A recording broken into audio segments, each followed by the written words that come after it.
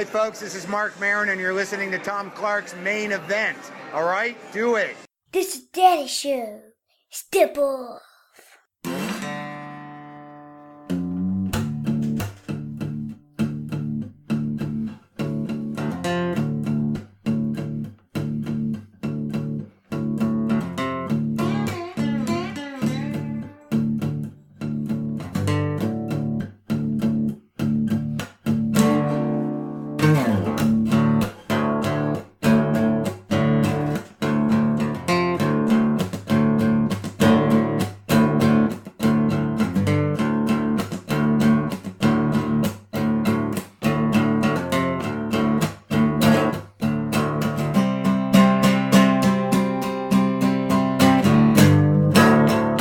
Hey, what is up? Welcome to the program. Thank you for tuning in.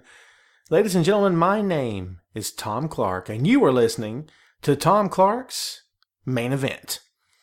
This is episode number 21 of the podcast, folks. That's right, the house always wins here at the Main Event. Blackjack in full effect, baby. What can I tell you? And we're coming to you, as always, from the very spacious Boink Studios here in lovely North Carolina.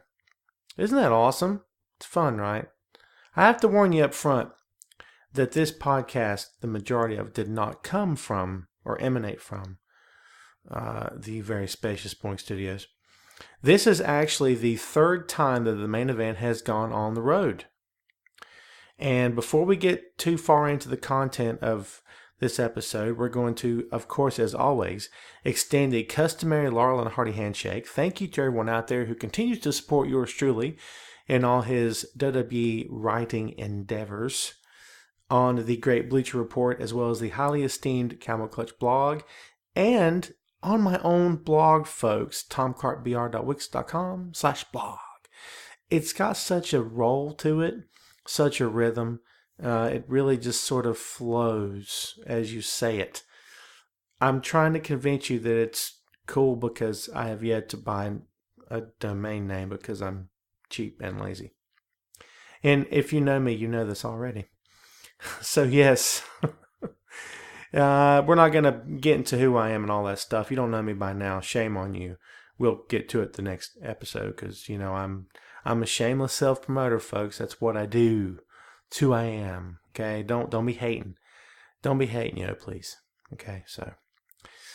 All right, folks, as we said, episode number 21. This time it's mobile, and took this one on the road. And honestly, it's not a very long podcast this time.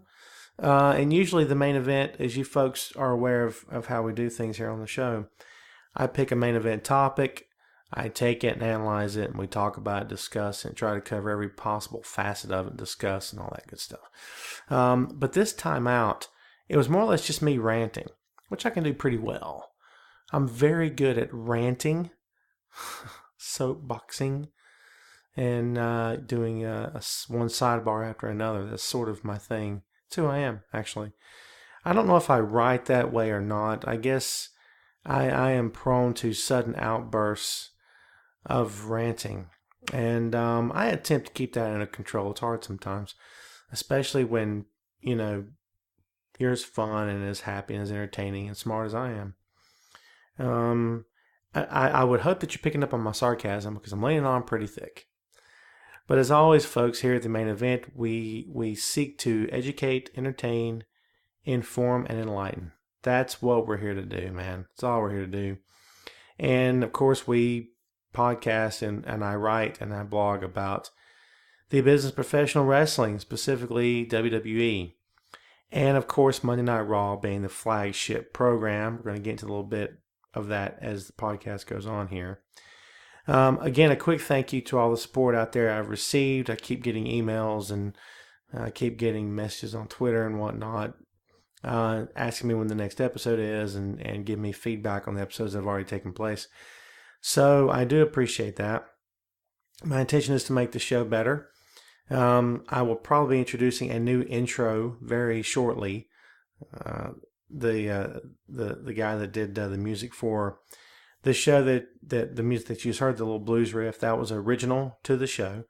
So I think I'm going to this time maybe go electric with it and, maybe throw a little Freddie King in there. Maybe even some Muddy Waters. So we'll have to wait and see. Muddy Waters invent electricity, in case you didn't know. Yes, I'm a blues fan. This, again, is who I am.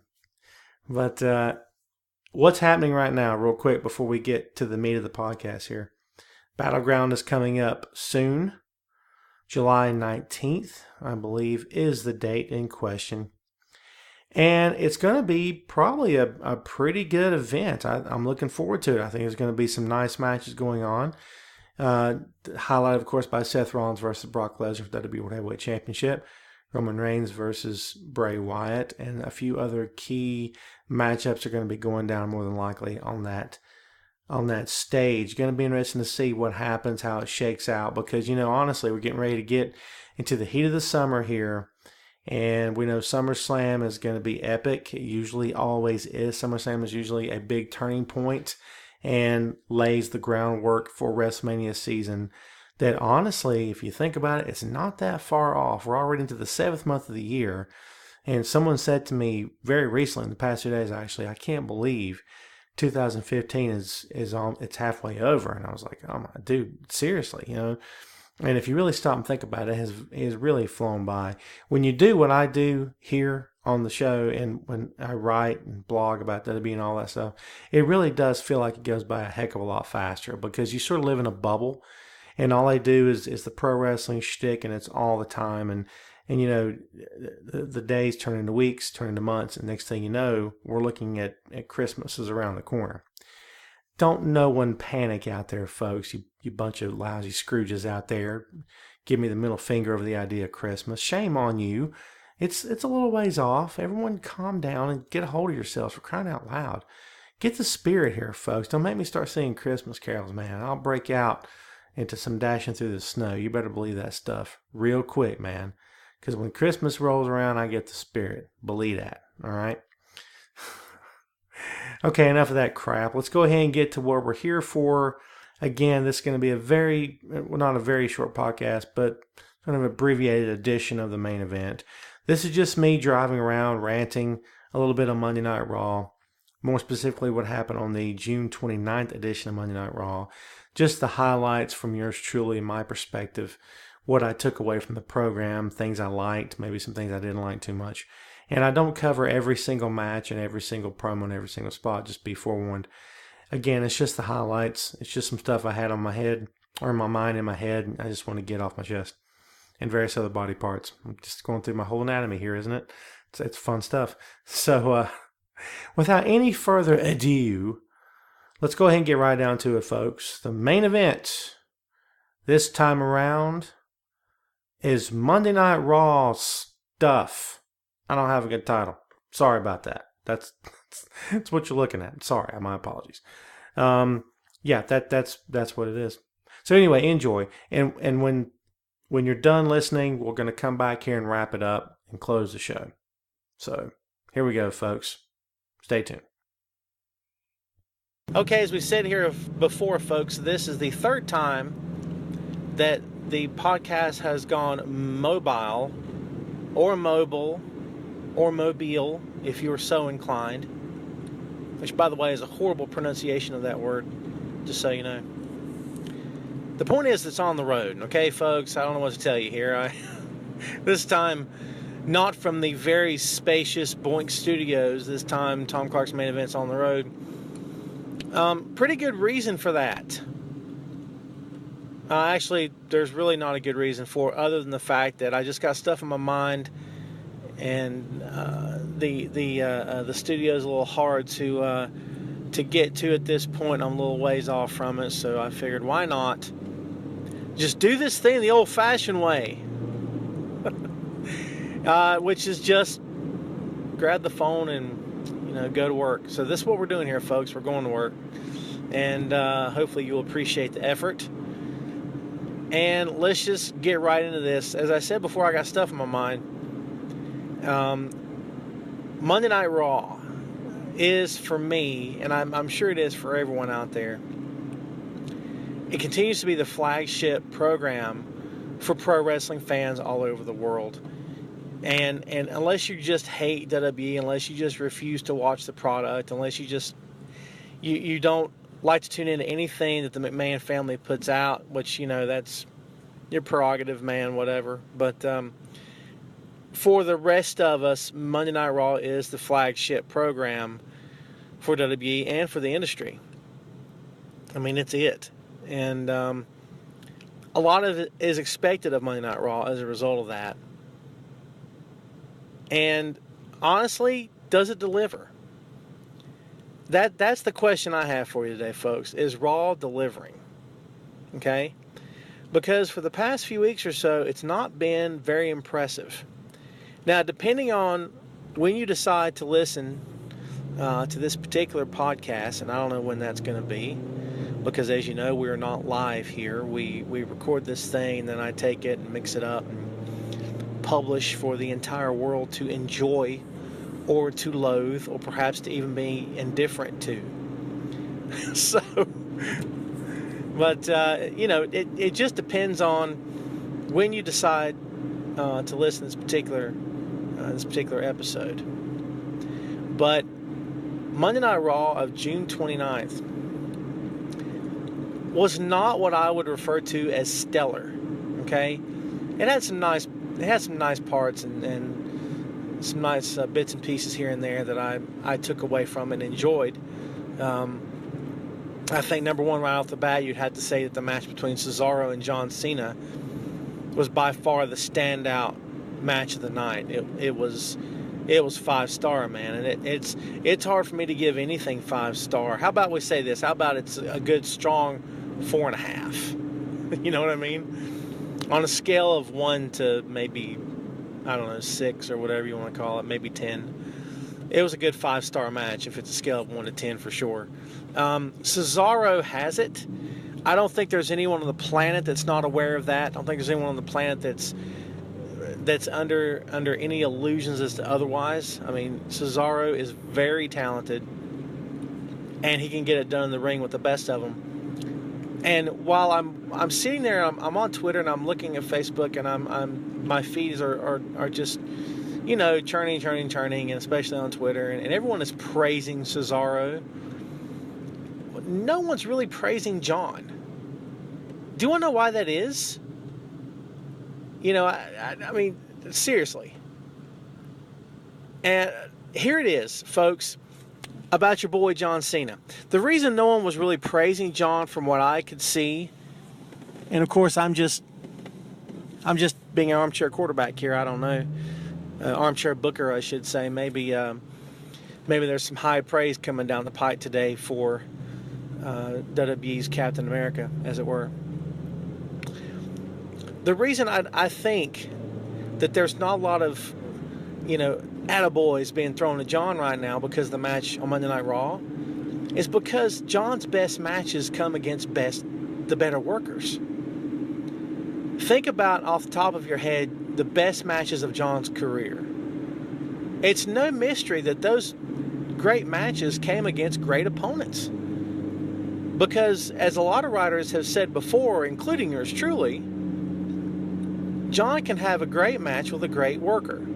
I don't know that John can have a great match with a guy who's still learning or against a mediocre talent. I don't know if he can do that. And you want to know why I say that? Because I've seen him do it, and I've not been overly impressed. And maybe a lot of other folks haven't been either. And even when he worked Ryback, when Ryback turned heel and he was going after the WWE Championship at the time, even when all that was happening, okay, Ryback was praised and John wasn't. Why is that? Did John make Ryback look like $1 million, or did Ryback just legit look that good? Is that a case of folks don't want to give John the credit he deserves? I don't have any idea on that one. To me, in my opinion, it looked like Ryback was really doing well. He was stepping up his game. So if anything, John forced Ryback to step up his game to be on the same playing field that he was on, okay? But most of John's great matches, I would say probably all, have come against great opponents. Shawn Michaels, Triple H, Randy Orton, Edge, CM Punk. Kevin Owens. The 2 matches so far with Kevin have been considered 2 of the best that John's worked in a long time. It's against a guy that can work. Pro wrestling is a give and go. And anyone who's been a fan for longer than 10 minutes is well aware of this. And you don't need me to remind you. But hey, you're not doing anything but listening, so I'll remind you anyway. How about that? Professional wrestling is a give and go. All right? Your job is to make your opponent look good. That's your only job. It's not to look good yourself. It's not to come out of the match as a star and carry the company and all that nonsense. Your job as a professional wrestler is to make your opponent look better than he could possibly look with anyone else. And don't screw up. Okay? Don't drop him. Don't bump off of one leg, Hogan. Don't bump before you're supposed to. And don't screw anything up. Basically is what I'm saying. Don't screw anything up. Okay? Don't screw up and make your opponent look as good as you possibly can. You can have a good match. Maybe even a great match. It's only going to be great, though. Rewind a moment. It's only going to be great, though, if your opponent is of the same mindset. Ric Flair versus Dusty Rhodes. The Rock and Roll Express versus the Midnight Express. Okay? CM Punk versus Daniel Bryan. We're talking about guys who cared about what the match itself looked like. Not so much about, oh, I've got to be sure my part of it looks amazing. I have to be a superstar. No. No one said that. Your job as a pro wrestler is to make your opponent look good. So, how much of that did we see on Monday night? And I'll be the first one to admit if I'm wrong. No snickering out there, by the way. I can hear you. You know who you are, okay? But I'll be the first one to admit when I'm wrong. Legit. All right? So if I'm wrong about John, so be it. But to me, right now, I'm sort of half and half on who made who look better when during that match. Did Cesaro make John look good, or did John make Cesaro look good? If you are a fan of Cesaro, you're more inclined to say, well, he, by far, was the better wrestler in this match, because he's a better wrestler, period, which would be a pretty good indication that he did make John look good, okay? But then you have Cena's fans who say, look, that's not cool. You know, John wrestles, he's had great matches, and he gives everything he has 24/7 and all that stuff, so it's not really fair to say all of that, okay? But right now, I'm sort of half and half on. I'm open to debate, man. I'm not going to sit here and say flat out it was all to Cesaro.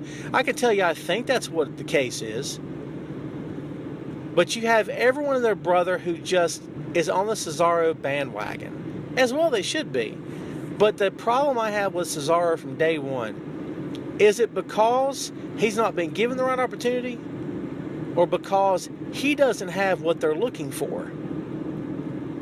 Legit. Just an honest, open-ended question, man. Not trying to throw a solution at you. Not trying to throw the know-all, be-all answer at you. It's a legit question. Is Cesaro what they're looking for, or is he just going to be a really good hand? Is that his lot in life as a WWE superstar? To just be a really good hand? Is that what we're looking at here? Okay?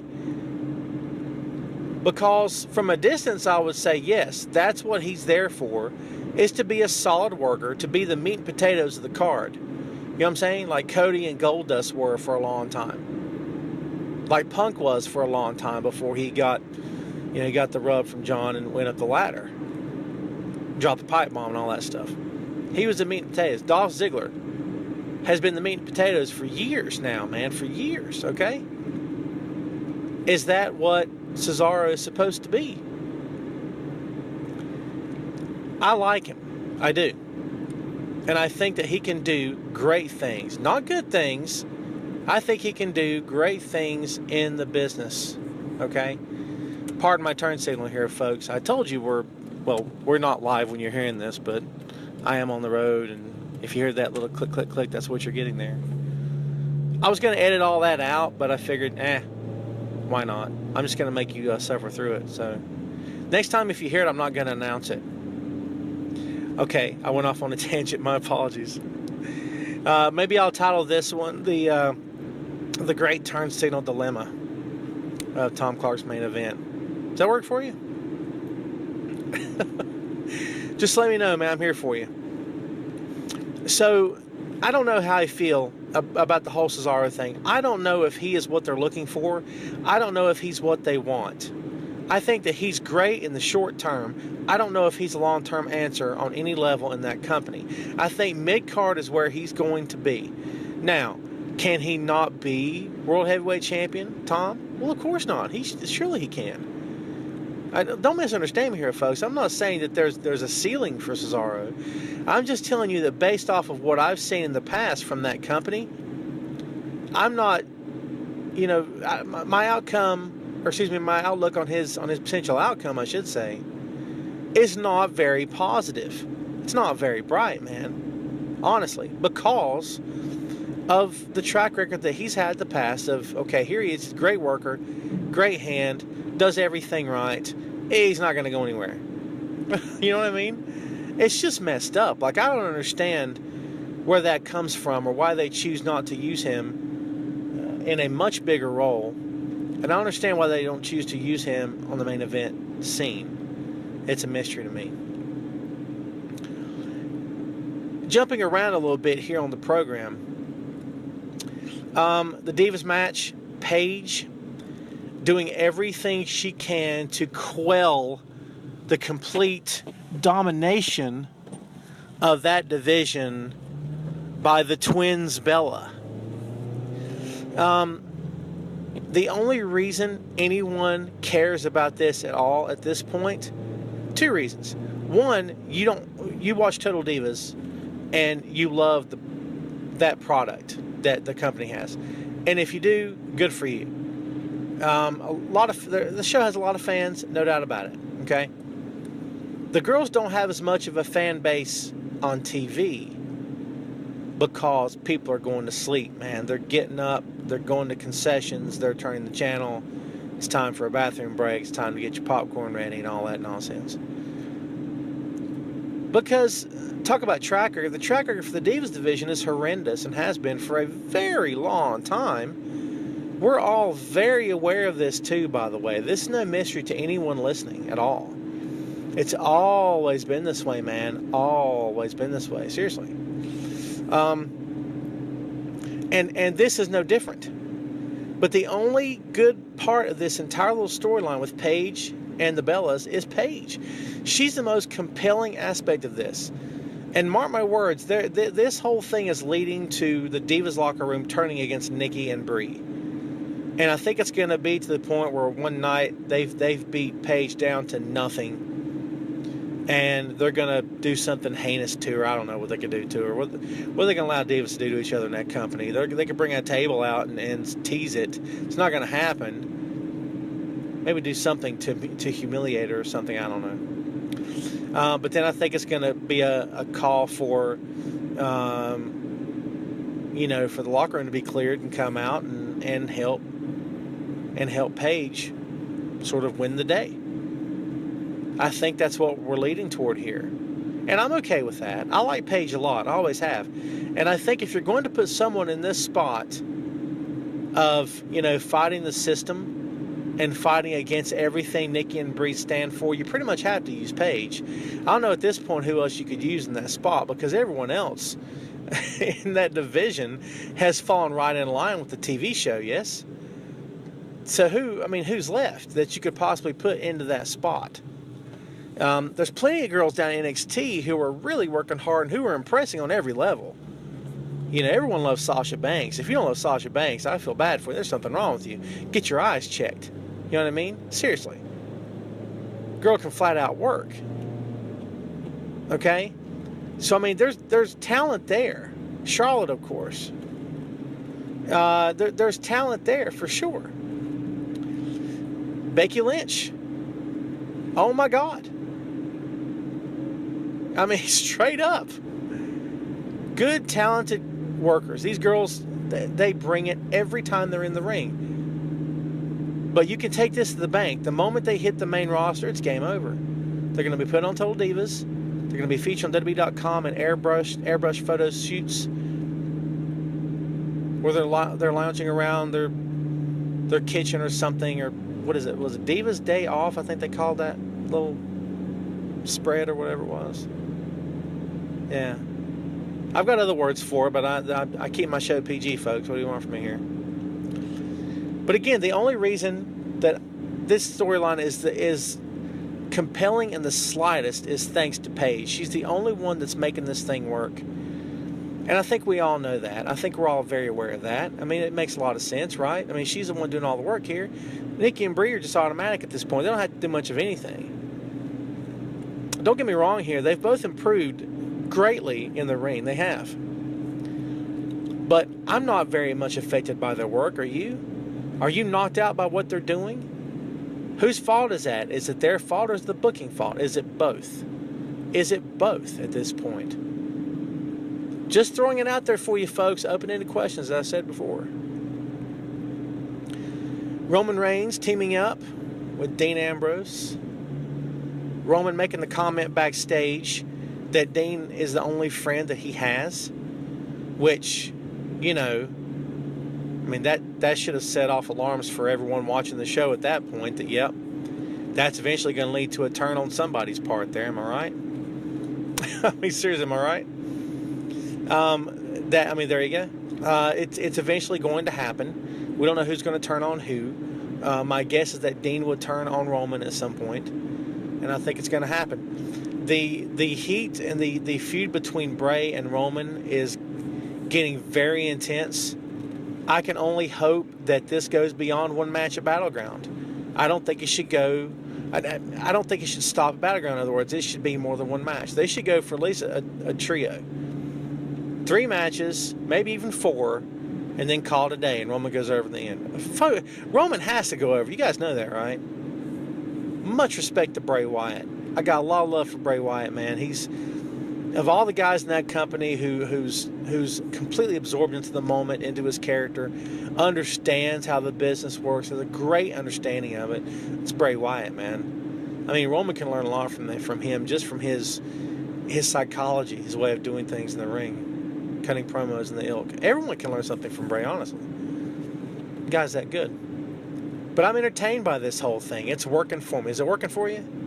Because I like it so far. As I said before, I can only hope and pray that they keep this thing going past Battleground, because it certainly does deserve it. If we watch this match and it's good and it's compelling, as we all believe it will be, okay, then it all comes down to, okay, if this thing has legs, then it needs to go somewhere, and it needs to continue past just one match.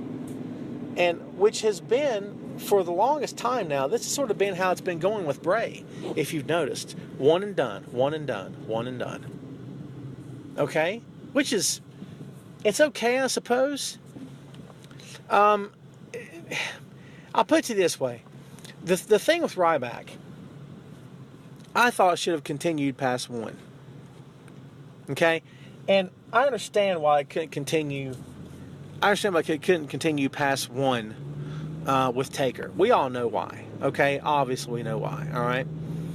But I truly thought that it should have continued with Ryback past 1 match. I thought there was enough there to sustain the match between these guys. They had a great match at the pay-per-view, man. I mean, I thought it was top-notch for both of them. I think that at some point they were told, or they decided, look, man, I don't know how much is expected of us, but we need to go out there and we need to kill it. Let's just kill it. Because they did. It was hard-hitting, action-packed. Ryback was quick on his feet. Back up to his feet quick. I mean, he was. And the match itself looked really good. I was very impressed by it, okay? So as I said before, this thing with Roman needs to go past 1 match. Roman needs to stay busy until WrestleMania. Because unless the company has changed its mind, folks, Roman Reigns is eventually going to be WWE World Heavyweight Champion. They're doing the right thing by not putting on him right now. They absolutely did the right thing by not giving it to him at Mania. Absolutely, folks. Absolutely. No question in my mind. They did the right thing by not giving it to him at Mania, honestly.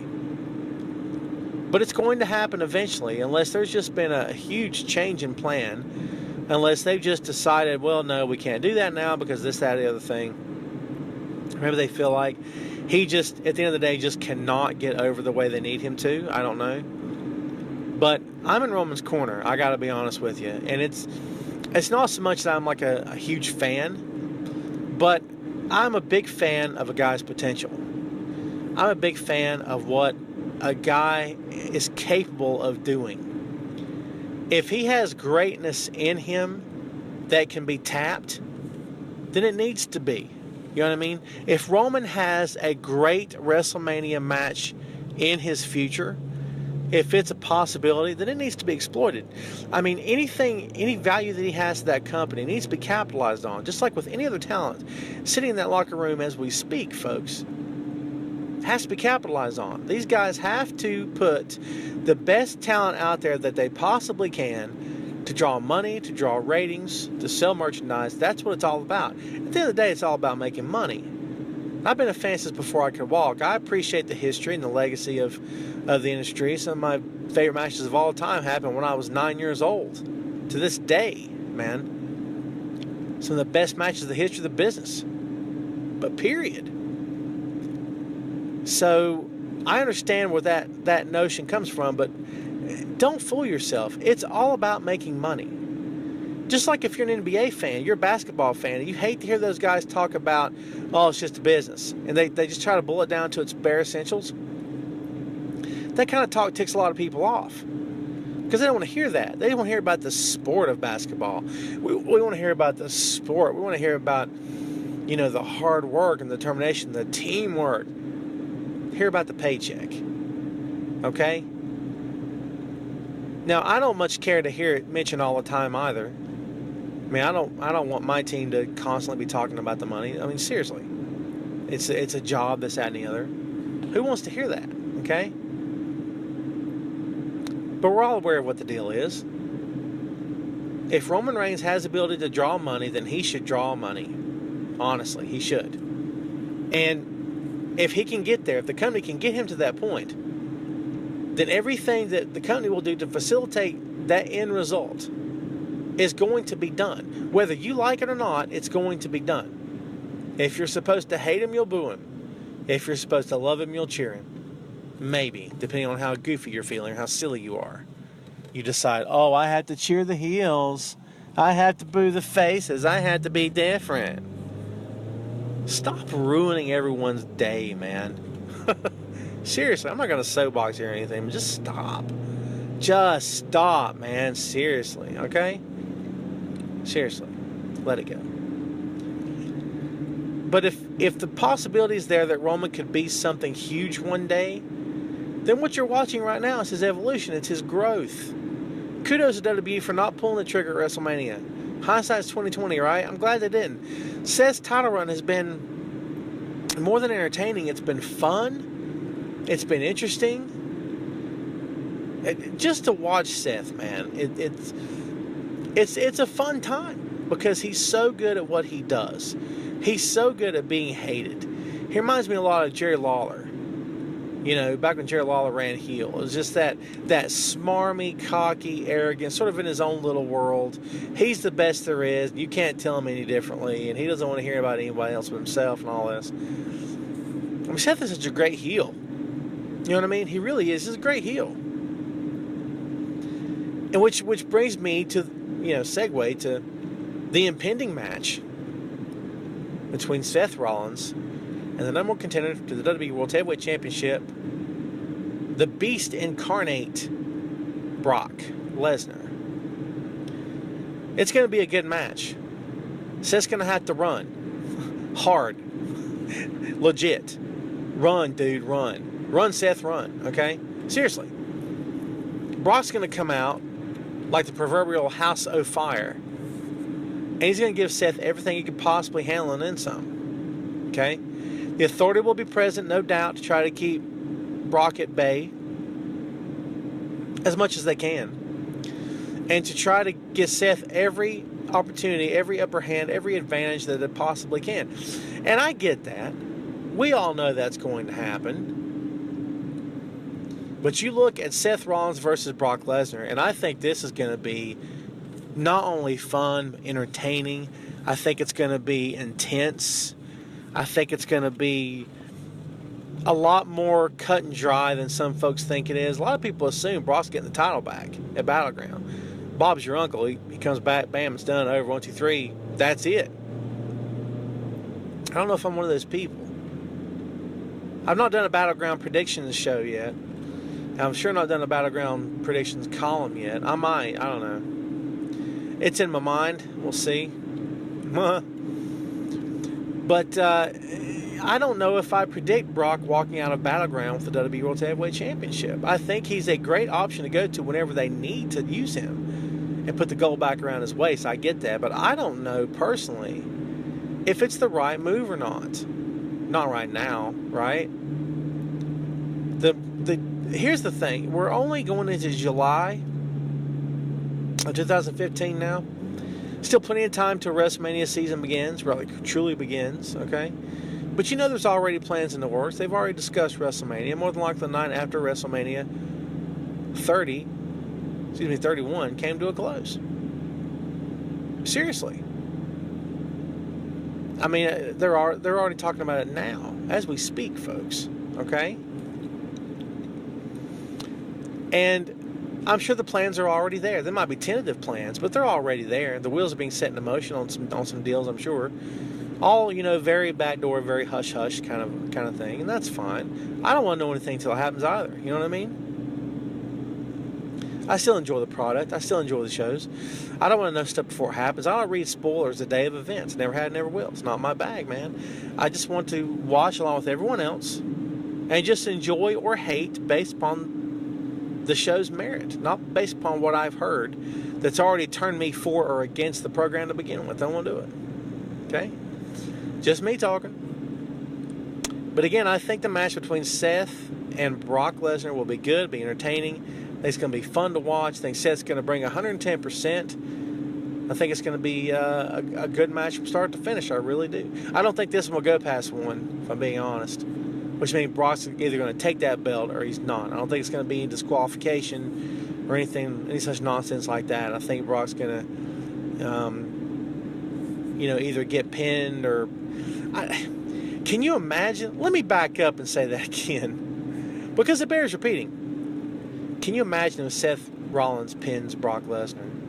Wrap your head around that for a moment. Is that impossible?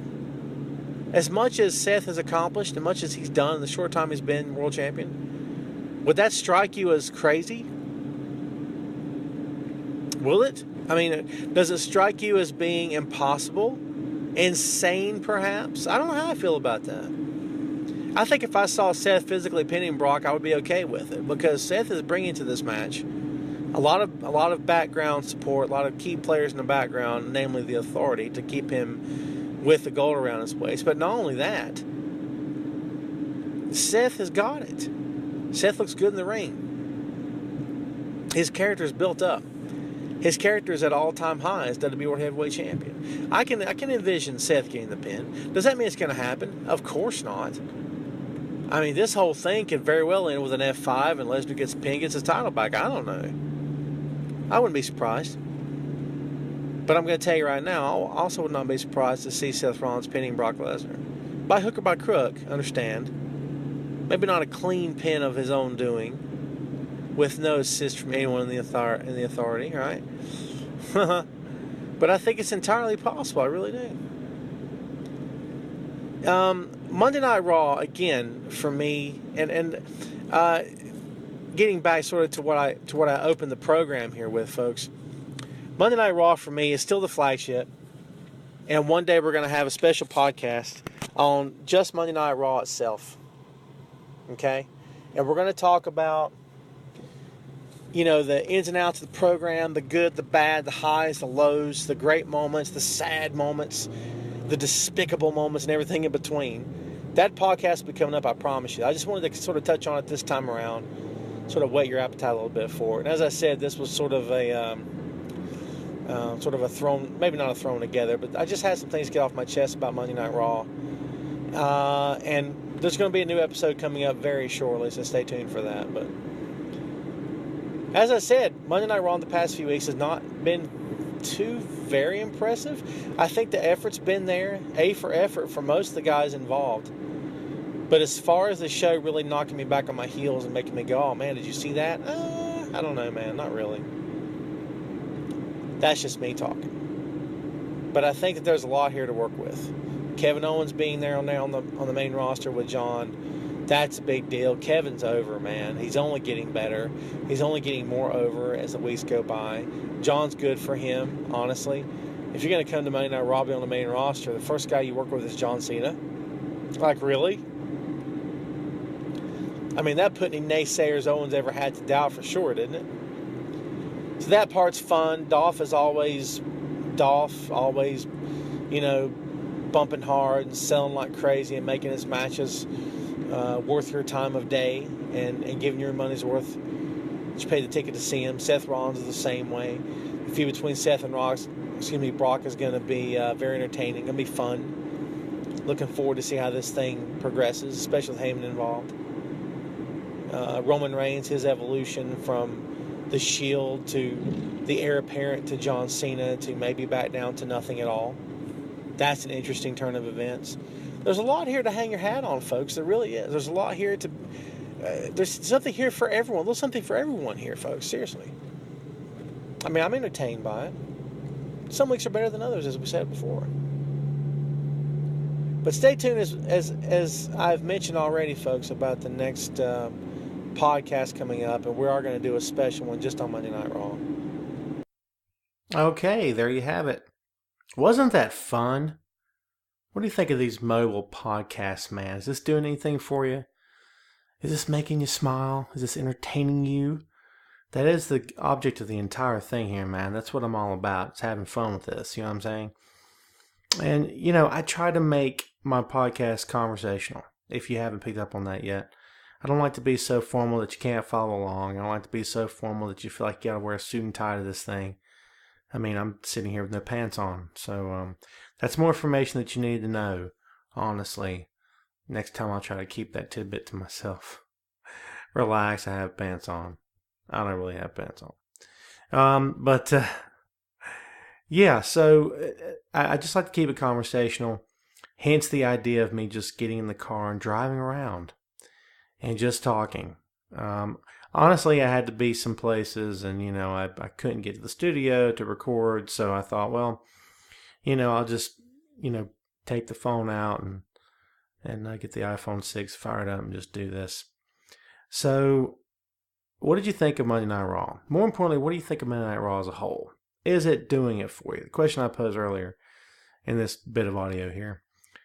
Is it working for you? Is it doing anything for you? Is it entertaining you? That's really the bottom line here, folks. I could sit here all day long and analyze and break things down and tell you what I think, give you my point of view.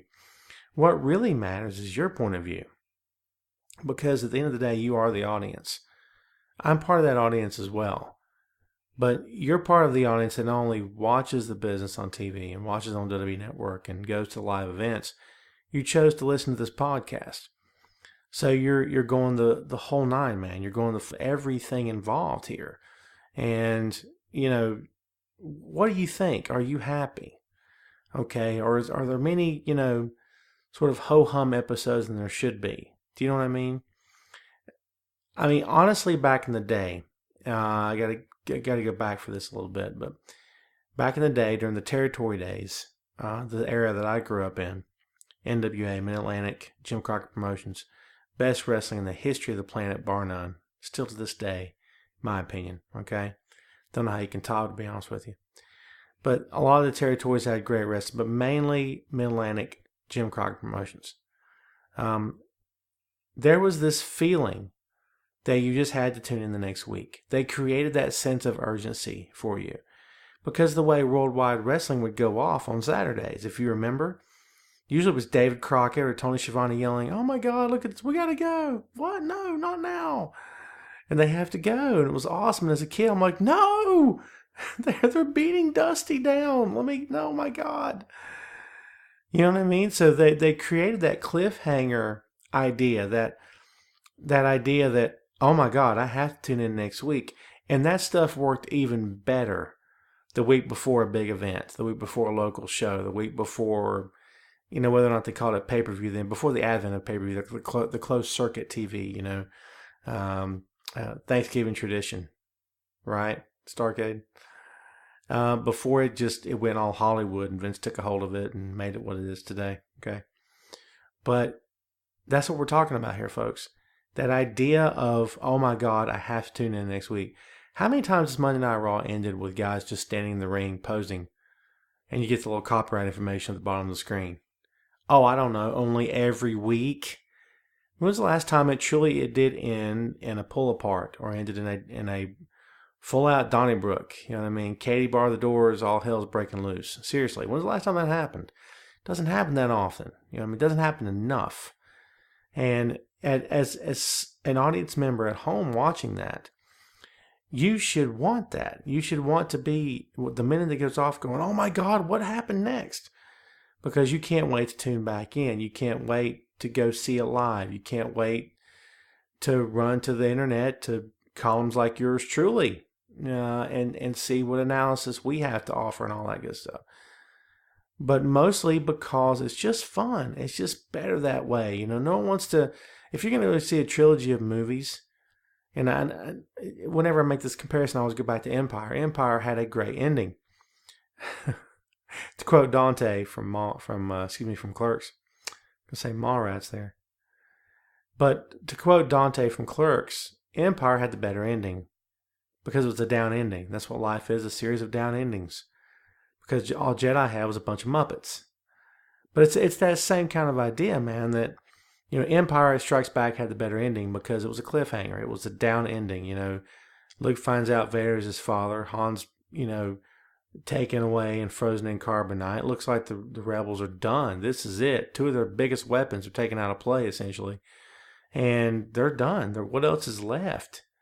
You know, what else is left? Chewbacca and Lando and the Millennium Falcon? You know, and although love me some Lando, who doesn't, right? But it's that idea of, oh my God, did you see what happened? I wonder why it went off the air the way it did. I can't wait to watch again next week. Such smart television. We don't do that enough. They don't do that enough now. Honestly, for me, I like that cliffhanger.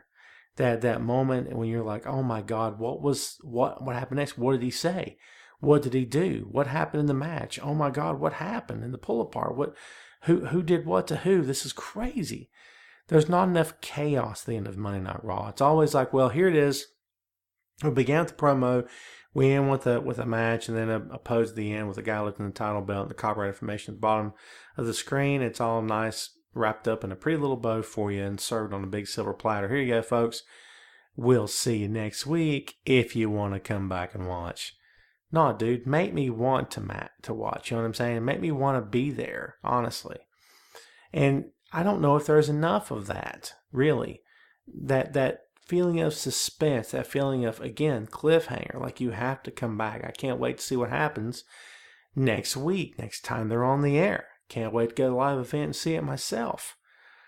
So, honestly, there's a lot to dissect and a lot of negative things to take away from Monday Night Raw. A lot of things that you would, again, we said armchair booker, that you would maybe change or do better, in your opinion, okay? There's a lot of things about Raw that are going along just fine. I don't need help from anyone, including me, all right?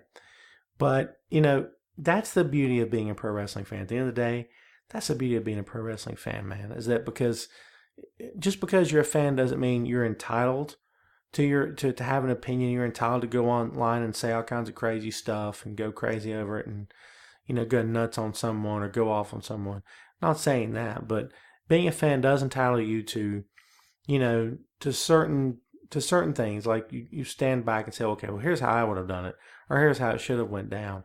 And anybody that scoffs at that or laughs at that and says it's ridiculous, have you never watched professional sports? How many times have you watched a football game? I cannot believe they didn't run the ball. Why did they pass the ball? Did you see the defense? Why did they even bother doing that? I do it all the time. You always second guess your team or whatever game you're watching. You do it all the time. It's human nature. It's the same thing in pro wrestling, man. Just because the outcomes are predetermined for the most part doesn't make any difference. You know what you want to see. You know what you want to have happen and how you want it to play out. Okay? That's what matters here, folks. That's why we've always said that, you know, pro wrestling fans, can be very egotistical, can be very outspoken, and that's true. But at the same time, they care. Fans care, okay? And I'm not talking about those people that just casually watch, those people that just want to rub it in your face whenever they end up getting something right you didn't. I'm not talking about those idiots. I'm talking about the diehard fans that are here every week. The ones that you know, your friends, maybe even your family, guys that you watch with, your girlfriend, whoever it is. And they're watching with you. They're experiencing the highs and lows of the business with you. No matter what show you're watching, no matter what company you're watching, what brand or whatever it is, okay? It's those people that you got to take your hats off to because, whatever criticism they give is not meant to drag anyone down necessarily. It's just because they want the product to be better. And what's wrong with that? What's wrong with that? If there was something wrong with that, I wouldn't have a job right now, okay? So, because my whole industry, my entire industry is about taking what I see, analyzing it, breaking it down, and giving you my analysis and what I thought could have went better and what I thought went right in the first place. So if you take that away from me, there's no more pro wrestling media. It doesn't exist anymore. Game over for me, man. There's nothing left. So it's always going to be there in some form or fashion. That's just the nature of the beast. It's how it's always going to be. So again, back to Monday Night Raw. What's working for you and what isn't? We're going to get into this stuff a lot more later. There is going to be, I keep promising the old school wrestling podcast. We're going to go take it old school and go back to Jim Crockett and all that stuff. We're going to do that. I want to do that so bad I can taste it, all right? But and we're going to add another episode to the pile of things I want to do. A Monday Night Raw episode. We discussed the history of the program from the very beginning to this point right now, the highlights and some of the low points and all that good stuff. We're going to get into all that, okay? At a later time. Not going to happen today. Want to know why? Because we're ready to take this thing home. That's right, man. The boss is tugging on his ear. It's time to take it home. All right? So that's what we're doing here. Listen, thanks for tuning in to episode number 21 of the podcast. I do appreciate it as always. You can find me on Twitter at TomClarkBR. Feel free to drop me an email on Yahoo at TomClarkBR@yahoo.com. And I'm on Facebook if you're so inclined. I'm fairly boring there. And if you can get past all of the stupid politics and all the secret agendas that people have, and maybe not so secret, overt agendas people have on that silly little social media site. You know what? Don't go to Facebook. Just forget it. I am on the Tumblr. No one's really there with me. So if you guys want to check me out, feel free to do so. That'd be awesome. I'm also on the Pinterest. I've decided it's pronounced Pinterest. I don't care what you say. I've gone through the whole gamut of how to pronounce the word Pinterest. It's Pinterest. I'm pretty sure. I don't friggin' know, man. But anyway, I'm there too. Again, feel free to look me up, drop me an email, send me a message on Twitter. Follow me, I'll follow you back, dudes. No worries at all. Again, thanks for your support. Thanks for reading my stuff. Please continue to do so. You can find me on Bleach Report, Comic Clutch blog, and of course my own blog, tomclarkbr.wix.com/blog. See how it rolls? It's a beautiful thing. It's a thing of beauty, it is, isn't it? All right, it's getting pretty deep in here again, so I'm going to sign off. Thanks again for listening, folks. Episode number 22 is on the way shortly, I assure you. So be sure to come back next time for Tom Clark's main event.